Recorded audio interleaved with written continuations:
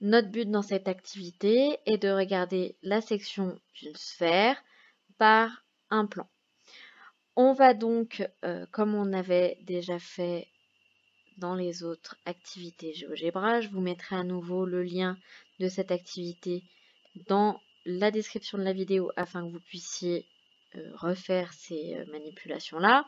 Donc on peut toujours modifier le rayon de notre sphère ainsi que son opacité et on va pouvoir faire bouger le plan afin de voir quelle est la section du plan. Vous voyez assez facilement que la section du plan est en fait un cercle.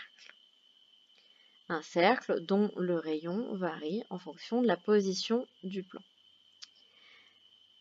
On va regarder plusieurs positions particulières. Première position particulière, quand mon plan touche juste la sphère, on a en fait un point, mais en fait un point c'est un cercle dont le rayon est égal à 0.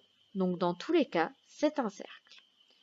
Autre position particulière, lorsque mon plan passe par le centre de ma sphère, ce que j'obtiens est en fait un grand cercle, c'est-à-dire, comme on l'a déjà vu dans la leçon, le plus grand cercle que l'on peut tracer sur la sphère. Dans votre cahier de leçon, vous allez donc pouvoir noter le petit b section plane dans lequel nous allons regarder les sections de sphères. La propriété est la suivante, la section d'une sphère par un plan est un cercle de rayon inférieur ou égal à celui de la sphère. On va avoir le tableau suivant qui va récapituler tout ce qu'on a vu.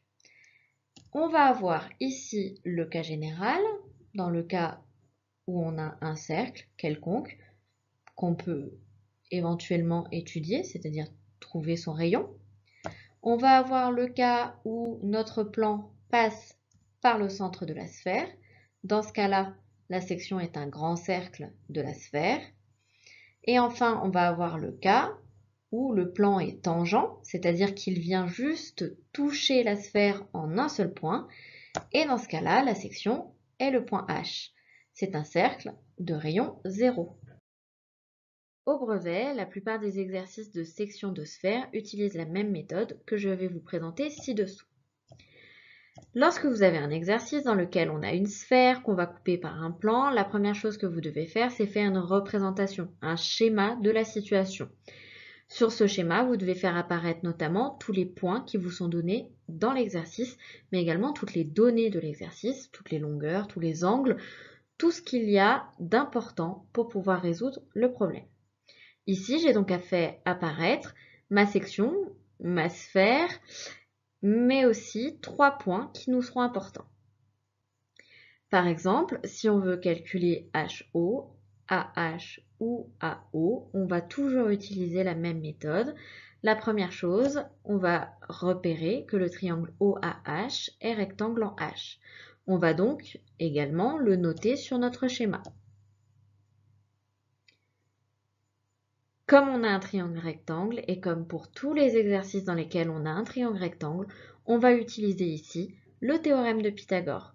Comme le triangle est rectangle, l'égalité de Pythagore est vérifiée et donc OA au carré est égal à OH au carré plus HA au carré. Dans la plupart des cas, ça va vous permettre de calculer un des côtés du triangle. Donc soit la hauteur OH, soit le diamètre, pardon, le rayon du cercle, soit le rayon de ma section. On va faire un petit exemple. Donc, j'ai une boule qui est de centre O et de rayon 7 cm que je coupe par un plan. Et on va noter O', le centre du disque de section. Ici, on parle de disque de section et non pas de cercle de section, car on coupe une boule et non pas une sphère. On nous donne comme donnée également que OO' est égal à 3 cm. Et la question de mon énoncé, c'est déterminer le rayon du disque de section. J'ai donc le schéma suivant que j'ai fait au brouillon ou sur ma copie. Les deux, c'est encore mieux. Et je vais faire apparaître ce que je connais. Donc dans ce que je connais, il y a la longueur OO' qui fait 3 cm. Il y a également le rayon de ma sphère qui est de 7 cm. Et je vais faire apparaître ce que je cherche, c'est-à-dire le rayon de la section. Pour cela, je vais créer une nouvelle lettre que je vais appeler la lettre A. Je vais donc utiliser le fait que mon triangle OO'A est un triangle rectangle. Je sais également que la longueur AO est égale à 7 cm, car AO est un rayon de ma boule. Comme le triangle OO'A est rectangle en O', je peux donc utiliser le théorème de Pythagore, qui nous dit que OA au carré est égal à O'O au carré plus O'A au carré. En remplaçant par les données de l'énoncé, j'arrive à trouver que O'A au carré est égal à 40.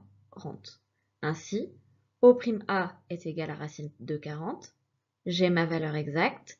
Pour ma valeur approchée, j'ai fait un arrondi au dixième et je trouve donc que le rayon du disque de section mesure environ 6,3 cm. Dans la plupart des exercices de section de sphère, vous devrez utiliser cette méthode-là, méthode qui n'utilise aucune nouvelle connaissance puisque le théorème de Pythagore, vous l'utilisez déjà depuis l'année dernière.